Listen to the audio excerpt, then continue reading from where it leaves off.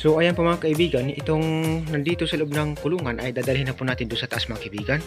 Doon po natin sila ilagay sa kulungan sa bakal sa kabila, sa taas, sa may paper tray. Ayan, dadalhin na po natin sila mga kaibigan doon sa panibago nilang kulungan sa lupa.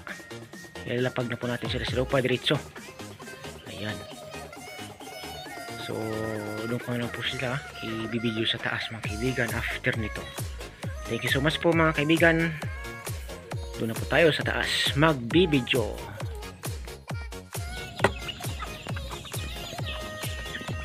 So ayan po mga kaibigan, nandito na po sa loob ng kulungan natin ang ating sisiw na galing sa kulungan din sa baba na napisa sa ating papisaan.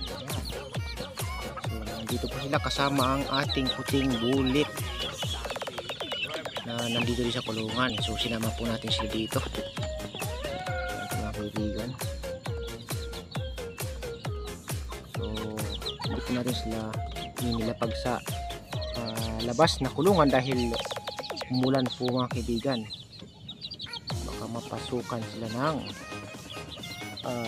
hindi magandang karamdaman galing sa ating environment. So kaya nilagay po muna natin sila dito sa kulungan para hindi po sila stress kumbaga. Yan. Maninibago po kasi ito mga kaibigan pagdating sa lupa. Pagawiin muna po natin ang kanilang katawan dito sa kulungan. Saka po natin sila ilalapag sa lupa dito sa kulungan sa labas mga kaibigan. So doon po kasi sa baba parang nakakagala-gala sila, ang liliksi nila. Pagdating po dito sa taas mga kaibigan, yan po sila nakaipon-ipon ako sa gilid. Yan. Parang ang babait. Ayan, bago sila sa area. Kumpol. So ayan po mga kaibigan, yan lang po ating update sa ating mga sisiw na dala na malalaki galing doon sa baba. So i-update ko din po kayo doon mga kaibigan sa ating sisiw sa kabila sa kulungan na bakal.